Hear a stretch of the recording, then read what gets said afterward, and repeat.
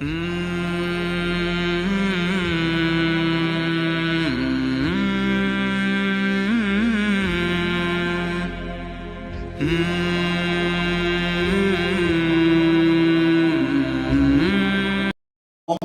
تمہارے ساتھ کیا معاملہ ہے؟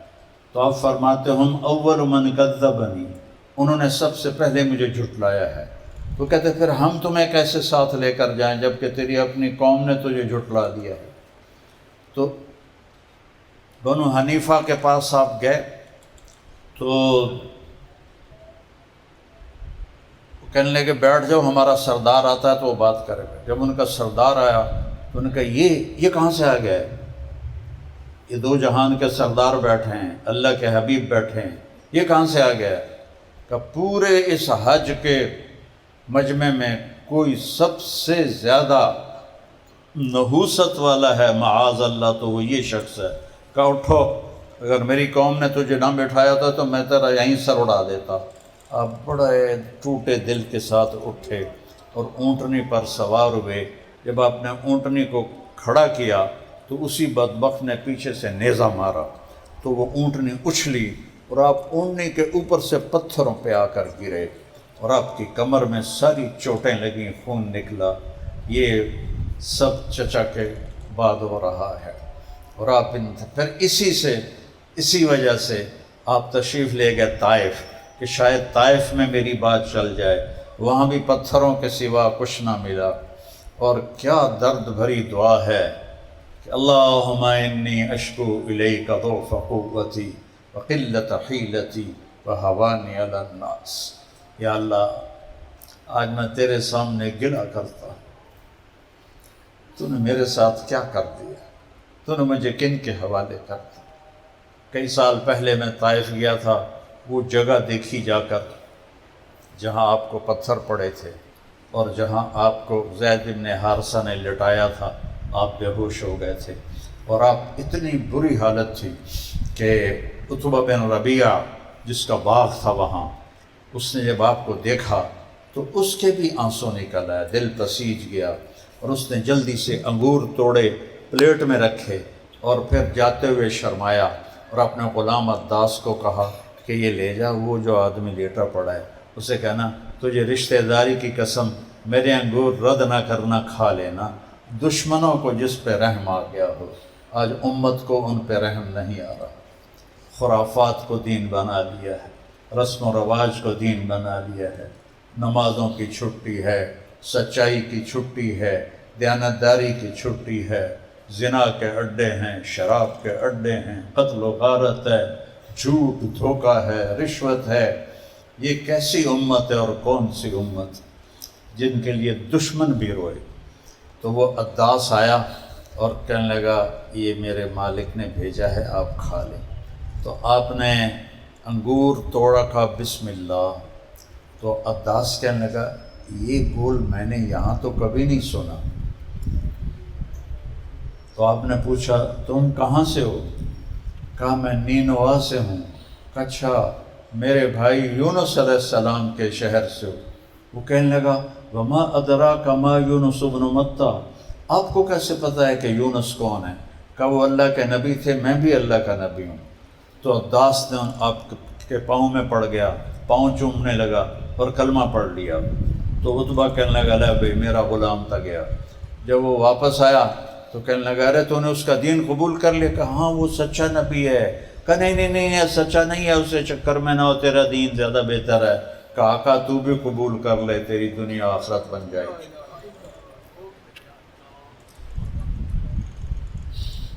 تو نبوت کا 11واں سال تھا اور آپ مینا میں گشت کر رہے تھے اور یہ شدید گرمی ستمبر کا مہینہ تھا، رات کا وقت تھا۔ ایک جگہ آپ کو 6 نوجوان نظر آئے بیٹھے ہوئے باتیں کرتے ہوئے۔ آپ ان کے پاس جا کے بیٹھ گئے اور کہنے لگے کہاں کے ہو بھائی؟ ان کا ہم یثرب کے ہیں، مدینہ کا نام یثرب۔ کہا میری بات سنو گے؟ تو وہ کہنے لگے تم کون ہو؟ کہا میں اللہ کا نبی ہوں۔ تو یہ مدینے میں سنتے رہتے تھے یہودیوں سے کہ ایک نبی آنے والا ہے، تو آپس میں کہنے لگے کہ شاید وہی نہ ہو، تو کہنے لگے سناؤ، تو آپ نے یہ 2 رکوع پڑھے ہوئے، اذ قال ابراہیم رب اجعل هذا البلد آمنا واجنبنی وبنی ان نعبد الاصنام سے لے کر هذا بلاغ للناس ولینذروا به وليعلموا انما هو الہ واحد وليذکر اولو الالباب۔ وہ کہنے لگے ہوا یہ کلام انسانی نہیں ہے، یہ وہی نبی لگتا ہے جس کی یہودی بات کرتے ہیں، تو چلو اسبقوا قبل ان تسبقوا، وہ یہودیوں سے پہلے کلمہ پڑھ لو، یہودیوں سے پہلے اس کی بات مان لو۔ کون تھے؟ ابو الحسن بن تیہان، عبداللہ بن رواحہ، عبادہ بن صامت، سعد بن الربیع، اسعد بن زرارہ، نعمان بن حارثہ، یہ 6 نوجوان تھے، اور ان میں 3 اوس کے تھے، 3 خزرج کے تھے، جو 2 بڑے قبیلے تھے، اوس و خزرج۔ تو آپ اتنے خوش ہوئے کہ ہوا میں اڑنے لگے اور کہنے لگے اگلے سال ہم پھر آئیں گے۔ تو اگلے سال 12 آدمی آئے، تو 5 ان میں سے تھے اور 7 اور تھے، ان 12 نے آپ کے ہاتھ پر بیعت کی، یہ پہلی بیعت کہلاتی ہے۔ اب مدینہ جانے کی ابتدا ہو رہی ہے، انہوں نے کہا ہم اگلے سال پورا وفد لے کر آئیں گے۔ تو نبوت کے 14ویں سال، 13ویں سال، نبوت کے 13ویں سال 72 لوگ آئے، 2 عورتیں ام منی، ام عمارہ، اور 70 مرد، اور یہ سارے ایک گھاٹی تھی جو اب پہاڑ ہٹا کر میدان بن گیا، میں نے وہ دیکھی تھی جب وہ گھاٹی تھی، تو اس میں یہ سارے جمع ہوئے، اور آپ نے اپنے چچا حضرت عباس کو ساتھ لیا اور وہاں پہنچے تو حضرت عباس نے تقریر کی کہ میں نے سنا ہے کہ تم ہمارے بھتیجے کو اپنے ساتھ لے جانا چاہتے ہو، تو یہ سوچ لو یہاں یہ ہماری حفاظت میں ہے، اگر تم اس کو لے جاؤ گے تو تمہیں مشکل دیکھنی پڑے گی، تو اگر وہ برداشت کر سکو تو پھر لے جاؤ ورنہ یہیں چھوڑ دو۔ تو اسعد بن زرارہ رضی اللہ عنہ جو پہلی بیعت میں تھے کہنے کہ یا رسول اللہ میں جواب دوں، آپ کی اجازت ہو تو میں جواب دوں، اور اس میں آپ کے چچا کی بے اکرامی بھی نہیں ہوگی۔ آپ نے کہا جواب دو۔ اور کہنے لگا یعنی جو اس کا مفہوم بنتا ہے، عباس چوڑیاں ہم نے بھی نہیں پہنی ہوئی، ہم بھی تلواروں کے سائے میں پروان چڑھے ہیں، ہمیں بھی تلواروں کی جھنکار اور تیروں کی سنسناہٹ سے شناسائی ہے، ہم ایک ایسے آدمی کو اپنے اوپر سردار بنا کے لے جا رہے ہیں جس کو اس کی قوم نے نکال دیا ہے، یہ بڑا مشکل کام ہے، جب ہم یہ کر رہے ہیں تو حفاظت نہیں کر سکتے، ہم اس کا دین قبول کر رہے ہیں جس کے دین کو سارے عرب نے ٹھکرا دیا ہے، تو جب ہم وہ برداشت کر رہے ہیں تو ان کی حفاظت نہیں کر سکیں گے، ہم ان کی حفاظت کریں گے۔ آپ نے کہنے لگے یا رسول اللہ آپ کی کیا شرطیں ہیں، آپ کیا چاہتے ہیں؟ یہ ذوالحج میں ہو رہا ہے، نبوت کا 13واں سال ہے اور ذوالحج ہے، اور مینا کے دن ہیں 10، 11، 12 میں سے 3 دنوں میں سے کوئی ایک دن ہے، ایک رات ہے۔ آپ نے فرمایا تطیعوننی فی المنشط والمکرہ، میری مانو گے خوشی میں بھی ناگواری میں بھی، تنفقون علی فی العسر والیسر، میرے اوپر خرچ کرو گے تنگی میں بھی فراخی میں بھی، تمنعوننی کما تمنعون اموالکم و اہلکم، میری حفاظت کرو گے جیسے اپنے اہل و عیال کی حفاظت کرتے ہیں، تجاہدون فی سبیل اللہ، اللہ کے راستے میں جہاد کرو گے، تأمرون بالمعروف وتنہون عن المنکر، بھلائیوں کی دعوت دو گے برائیوں کو روکو گے، ولا تخافون فی اللہ لومۃ لائم، تبلیغ والوں کے 6 نمبر ہیں نا، ہمارے نبی نے بھی 6 نمبر پیش کی، 6 شرطیں پیش کی، تو کہا ٹھیک ہے تیار ہیں، بیعت کے لیے کھڑے ہونے لگے، تو ایک انصاری صحابی عباس بن مرداس، ایک ہے عباس آپ کے چچا بن عبد المطلب، یہ عباس بن مرداس، کہیں گے ٹھر ٹھر ٹھر ٹھر ٹھر ٹھر، تو کیا ہوا؟ کہنے گے ایک بات سن لو، اگر اس کو لے جاؤ گے تو تمہارے مال لٹیں گے، باغ اجڑیں گے، بچے یتیم ہوں گے، عورتیں بیوہ ہوں گی، گھر تمہارے اجڑیں گے، تیار ہو؟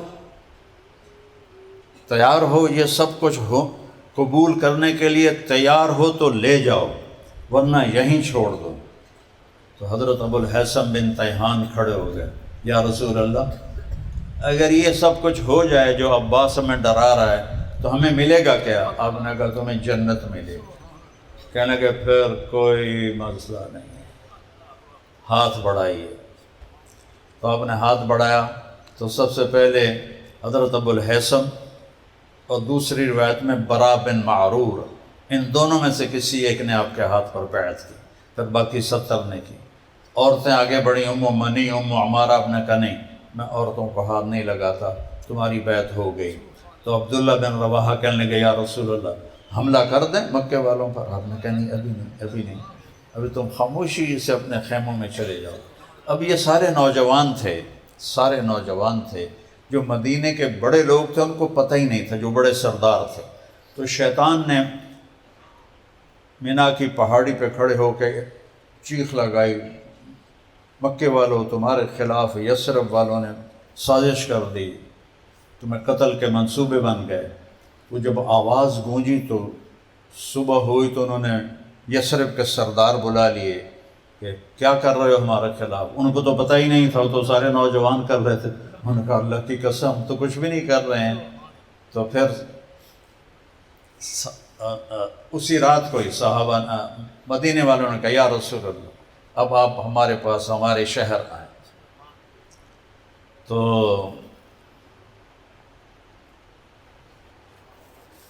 آپ نے کہا اچھا انشاءاللہ، جب اللہ اجازت دے گا۔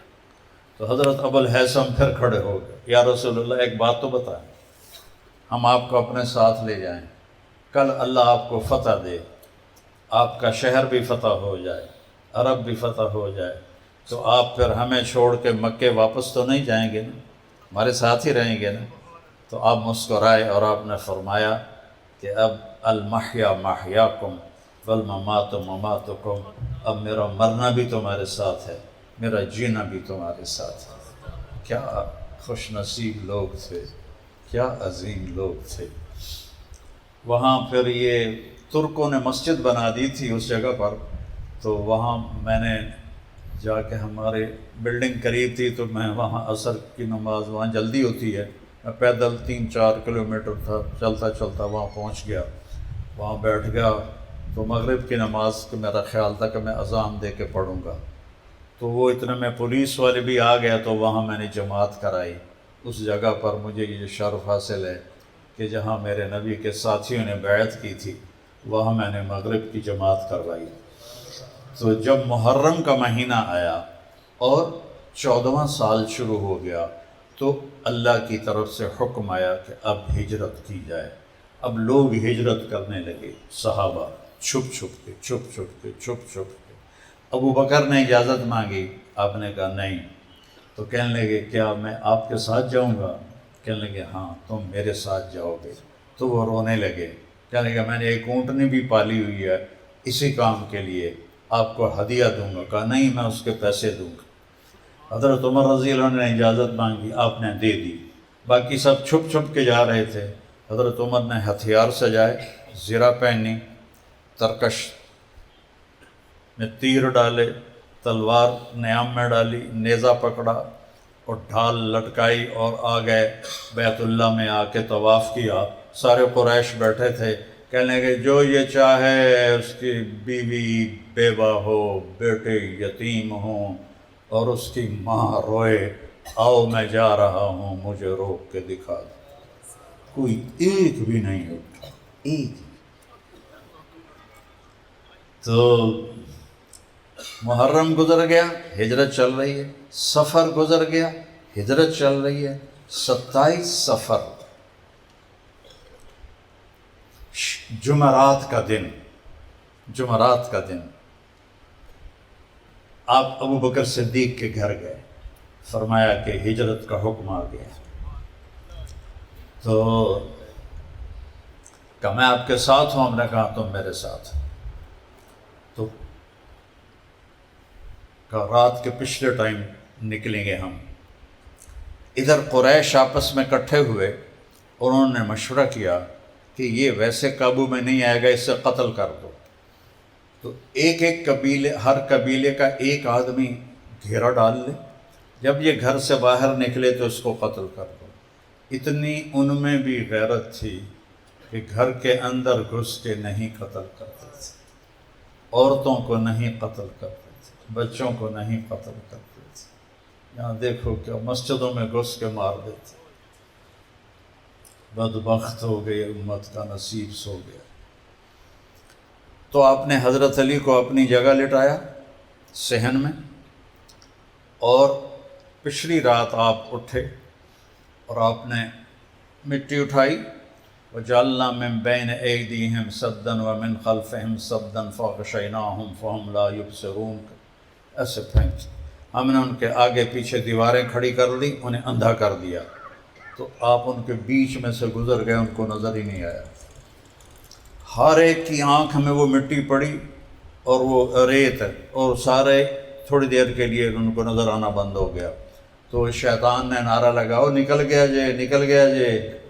تو انہوں نے دیکھا دروازے سے تو حضرت علی سوئے ہوئے تھے اوپر چادر لے کر، تاکہ پتہ نہ چلے۔ کہنے کہ نہیں ہوتا او پہ آیا، کہ چلو بٹا مارو۔ تو انہوں نے پتھر مارا تو حضرت علی نے ہائے کی، تو 3-4 پتھر مارے، وہ ہر دفعہ وہ زور سے لگتا، آپ کی ہائے نکلتی۔ جب صبح ہوئی تو وہ تو حضرت علی تھے، تو کہنے لگے تیرا بھلا ہو جائے، ہمیں تو رات کو شک پڑ گیا تھا کہ یہ محمد نہیں ہے، چونکہ اس کو جتنے بھی پتھر پڑتے تھے وہ ہائے نہیں کرتا تھا، تمہاری ہائے سے ہمیں شک پڑ گیا تھا کہ یہ وہ نہیں ہے، بتا کے ذرا ان کی پٹائی شروع کر۔ کہ میں اندر پہ آیا، میں نے کیا پتا کہ باہر جا کے دیکھو۔ تو وہاں سے نکلے تو ابو بکر صدیق نے کہا یا رسول اللہ، میں نے ایک غار تلاش کیا ہوا ہے، ہم پہلے وہاں جائیں گے، وہاں ہم جا کے چھپیں گے، پھر جب ہماری تلاش ذرا ٹھنڈی پڑے گی پھر ہم نکلیں گے۔ اب یہ راستہ ہے مدینے کا، اور یہ ہے غار ثور کا، یہ یمن کا راستہ ہے، یہ مدینے کا راستہ ہے۔ تو ابو بکر صدیق آپ کو لے کر چلے، اور ہمارے نبی پنجوں پہ چل رہے تھے، پنجوں پہ، کہ اس کو کھوجی ہوتے تھے، جو پاؤں کا نشان دیکھ کر آدمی تک پہنچ جاتے تھے۔ ہمارے دادا کا اونٹ گم ہوا تھا، اور ذمہ دار کی چوری ہونا اس وقت بڑی بےعزتی ہوتی تھی کہ بھئی فلانے میاں دی چوری ہو گئی۔ تو میرے دادا نے کھوجی کو لیا، اور 7 آدمی چلتے تھے، اور تلمبا سے چل کے ڈیرہ غازی خان جا کر وہ اونٹ چور تک پہنچ گئے۔ چونکہ سب کچی سڑکیں تھیں تو وہ کھوجیوں وہ پاؤں کا نشان دیکھتے دیکھتے دیکھتے ڈیرہ غازی خان، اور اس سے آگے چوٹی۔ تو آپ ایسے چل رہے تھے، ایسے۔ تو ابو بکر کبھی آگے چلتے، کبھی پیچھے چلتے، کبھی آگے چلتے، کبھی پیچھے چلتے۔ ہم نے کہا ابو بکر یہ کیا کر رہے ہو؟ تو آپ نے عرض کیا یا رسول اللہ، جب مجھے خیال آتا ہے آگے کوئی دشمن ہے تو پھر میں آگے ہو جاتا ہوں تاکہ میرے اوپر وار پڑے، جب مجھے خیال آتا ہے کوئی پیچھے سے حملہ نہ کر دے تو میں پیچھے ہو جاتا ہوں تاکہ میرے اوپر وار پڑے۔ تو جب آپ پہاڑ کے پاس پہنچے تو پہاڑ ایسا سیدھا ہے، تو آپ کی یہ 5 انگلیاں زخمی ہو چکی تھیں، جو پنجے پر چل رہے تھے نا، تو جب چڑھنے کا وقت آیا آپ چڑھ نہیں سکے، تو ابو بکر نے آپ کو کمر پہ بٹھایا اور پورا پہاڑ لے کر اوپر غار ثور تک پہنچے۔ پھر آپ کو باہر کھڑا کیا، اندر جا کے غار کو صاف کیا، پتھروں سے سوراخ بند کیے، پھر پگڑی اتار کے پھاڑ کے سوراخ بند کیے، پھر بھی سوراخ تھے، کرتا پھاڑ کے سوراخ بند کیے، ایک سوراخ جس میں سانپ تھا اس کے اوپر ایڑی رکھ دی کہ یا رسول اللہ اندر آئیں۔ اندھیرے میں آپ کو پتہ نہیں چلا کہ ابو بکر کا نہ کرتا ہے نہ پگڑی ہے۔ جب تھوڑی سورج کی روشنی ہوئی، صبح کی روشنی ہوئی، تو آپ نے دیکھا ابو بکر تیری پگڑی تیرا کرتا کدھر گئے؟ تو ان کا یا رسول اللہ یہ سارے سوراخ تھے تو مجھے ڈر لگا کوئی اس میں چیز نہ ہو نقصان والی، تو میں نے پھاڑ پھاڑ کے سارے سوراخ بند کیے ہیں۔ ایک دم آپ کی آنکھوں میں آنسو آئے اور آپ نے ایسے ہاتھ اٹھائے، اللہ میں ابو بکر سے راضی ہوں، تو بھی اس سے راضی ہو جا اور اسے جنت میں میرا ساتھی بنا دے۔ ساتھ ہی جبریل آئے، یا رسول اللہ تعالیٰ فرما رہے ہیں کہ آپ خوشخبری دے دیں ابو بکر کو کہ ہم اس سے راضی ہو گئے ہیں اور جنت میں آپ کا ساتھی بنا دیا ہے۔ اور وہاں وہ جو سانپ تھا، وہ سانپ آپ کو ڈس رہا تھا، تو بعض علماء نے لکھا ہے کہ وہ جو سانپ تھا وہ اس لیے ڈس رہا تھا کہ ایڑی ہٹا مجھے بھی دیدار کرنے، وہ آپ کا دیدار کرنا چاہتا تھا، اس لیے وہ ڈس رہا تھا۔ تو جب آپ کے آنسو نکلے درد سے تو آپ کی گود میں تھا سر ہمارے نبی کا، تو آنسو چہرے پر پڑے تو آپ نے کہا کیا ہوا؟ اجی سانپ نے کاٹا۔ آپ نے ایسے تھوک لگایا، زہر سارا ختم ہو گیا۔ تو صبح ان پنجوں کو دیکھ کر کھوجی چلتے چلتے چلتے غار ثور پہ پہنچ گئے۔ ایسا علم تھا یہ، اب تو مٹ گیا، سڑکیں پکی ہو گئی۔ تو ابی بن خلف کہنے لگا بے وقوف، ادھر کدھر ہے محمد؟ اللہ نے اس سے پہلے مکڑی کا جالا بنوا دیا، ایک بیل اگائی اس میں مکڑی نے جالا بنا دیا، کہا یہ بیل تو محمد کی پیدائش سے بھی پہلے کی ہے، کتنے لیتے آ گئے ہیں؟ میں کہا مجھے نہیں پتا، میرا علم مجھے یہیں لے کر آیا ہے۔ تو حضرت ابوبکر صدیق پریشان ہو گئے، تو آپ نے کہا ڈرو نہیں، ان اللہ معنا، اللہ ہمارے ساتھ۔ اتنے میں ابی بن خلف نے غار کی طرف منہ کر کے پیشاب شروع کر دیا، تو آپ ہنسنے لگے، آپ نے کہا دیکھو اگر یہ ہمیں دیکھتا تو یہاں سے پیشاب کرتا۔ اللہ نے پردہ حائل کر دیا، وہ واپس ہو گئے۔ تو 27 کی رات، 28 کی رات، 29 کی رات، 3 راتیں اور 2 دن، 28 29، اور مہینہ صفر 29 کا تھا، اور ربیع الاول، یہ ربیع الاول کی یہ تاریخ سنانے والی ہے۔ اپنے نبی کا تعارف نہ کروایا تو کیا منایا، اپنے نبی کی زندگی نہ اپنائی تو کیا جشن منایا۔ تو حضرت عبداللہ بن ابو بکر رضی اللہ تعالیٰ عنہ وہ آدھی رات کو آتے اور جو کچھ مکے میں مشورے چل رہے تھے وہ آپ کو سناتے، اور فجر سے پہلے اترتے اور چلے جاتے۔ عامر بن فہیرہ آپ کے غلام وہاں بکریاں چھوڑ دیتے تاکہ عبداللہ کے پیروں کے نشان مٹ جائیں، اور وہیں دیر تک بکریاں لے کے کھڑے رہتے۔ جب اندھیرا ہو جاتا پھر دودھ نکال کر اوپر پہاڑی پر لے جا کر آپ دونوں کو پیش کرتے اور آپ وہ نوش فرماتے۔ یکم ربیع الاول،